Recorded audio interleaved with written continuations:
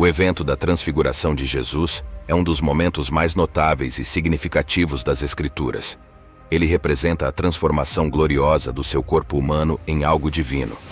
Este evento profundo aconteceu após Jesus revelar sua verdadeira identidade aos seus discípulos, levando-os até a cidade de Cesareia de Filipe, localizada a cerca de 25 milhas ao norte do Mar da Galileia. Eles chegaram a um lugar onde havia um templo dedicado ao imperador romano, César Augusto. Foi nesse local significativo que Jesus perguntou aos seus seguidores o que as pessoas pensavam sobre ele, conforme registrado em Mateus capítulo 16, versículos 13 a 50. Jesus questionou seus discípulos: quem as pessoas dizem que o Filho do Homem é? Eles responderam compartilhando as várias especulações que circulavam entre o povo. Alguns acreditavam que Jesus poderia ser João Batista ressuscitado, enquanto outros pensavam que ele talvez fosse o profeta Elias ou Jeremias. Além disso, havia quem o considerasse um dos ilustres profetas do Antigo Testamento. No entanto, após ouvir suas respostas, Jesus fez uma pergunta mais pessoal e direta aos discípulos, perguntando-lhes: e vocês quem dizem que eu sou? Foi então que Simão Pedro declarou com confiança: tu és o Messias, o Filho do Deus vivo. Com essa afirmação, ele reconheceu a natureza divina de Jesus e seu papel messiânico, identificando-o como o Salvador esperado, o Filho de Deus. Em resposta às palavras de Pedro, Jesus disse: bem-aventurado és tu, Simão, filho de Jonas, porque não foi carne e sangue quem tu revelou, mas meu Pai que está nos céus. E eu te digo que tu és Pedro, e sobre esta pedra edificarei a minha igreja, e as portas do inferno não prevalecerão contra ela. Mateus 16, versículos 16 a 18.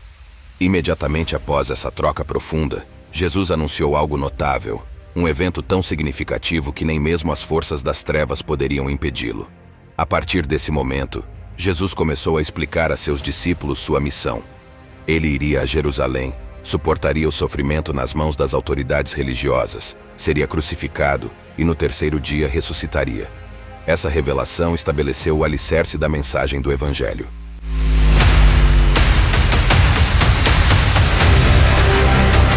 Seis dias depois, Jesus levou Pedro, Tiago e João a um monte elevado, onde ele foi transfigurado diante deles.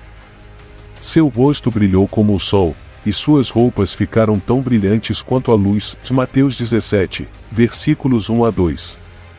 Nestes eventos, vemos o desdobramento do plano de Deus para a humanidade. A confissão da fé de Pedro levou Jesus a afirmar o estabelecimento de sua igreja, simbolizando uma nova aliança e um futuro triunfante. A transfiguração revelou a glória divina de Jesus, prenunciando sua vitória final sobre o pecado e a morte por meio de sua morte sacrificial e ressurreição. Esses eventos formam o fundamento da fé cristã, enfatizando o poder da revelação de Deus e sua obra redentora por meio de seu Filho Jesus Cristo.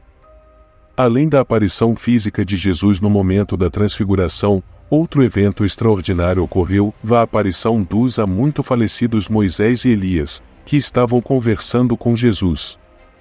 Sua presença simbolizava a continuidade do plano de Deus ao longo da história, com Jesus cumprindo o papel do Messias prometido.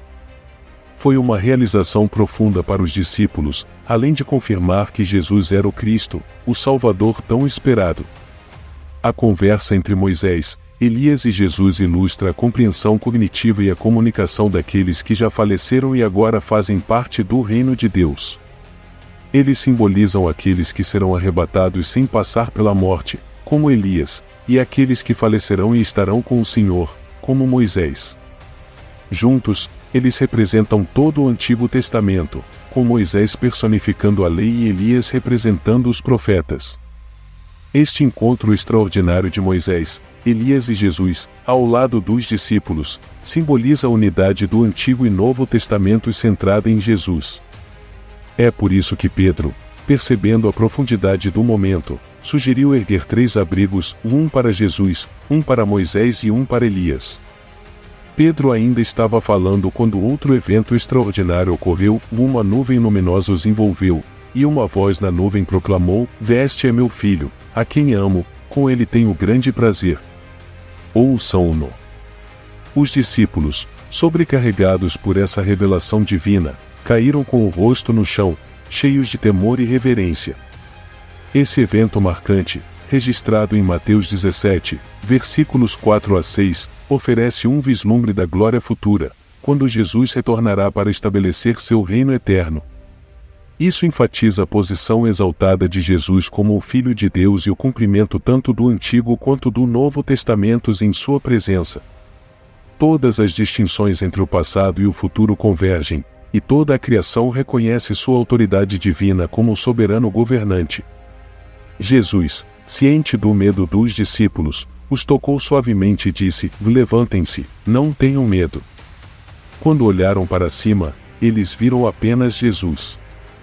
Esse encontro poderoso enfatizou que Jesus não era apenas um entre muitos fiéis servos de Deus ou apenas um profeta.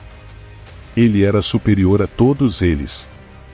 Os ministérios de Moisés e Elias representados na montanha apontavam para Cristo, que é o foco central de toda a Escritura.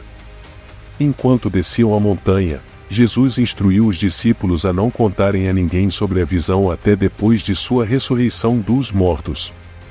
Ele fez isso porque sabia que, se as multidões ouvissem sobre isso, poderiam entender erroneamente e tentar fazê-lo reinar como um rei terreno, em vez de entender sua verdadeira missão como o rei ressurreto do reino eterno.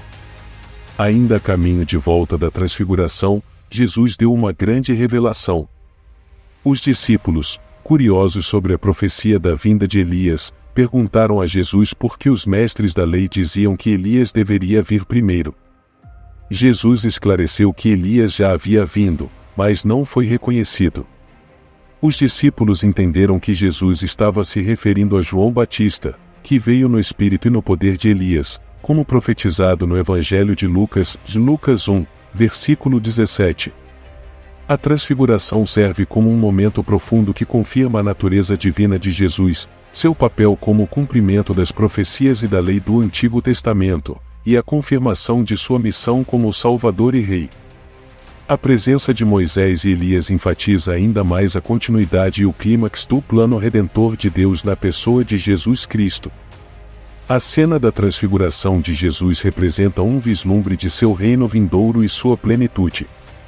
Também é uma realização do que Jesus havia dito anteriormente a seus discípulos, que alguns deles testemunhariam o Filho do Homem vindo em seu reino antes de provarem a morte. Mateus 16, 28. A transfiguração serve como um poderoso lembrete das promessas de seu reino e da esperança que os crentes têm para um futuro eterno com ele. Obrigado por assistir. Não se esqueça de nos apoiar, inscrevendo-se, curtindo e compartilhando este vídeo. Deixe-nos saber o que você pensa na seção de comentários. Deus o abençoe.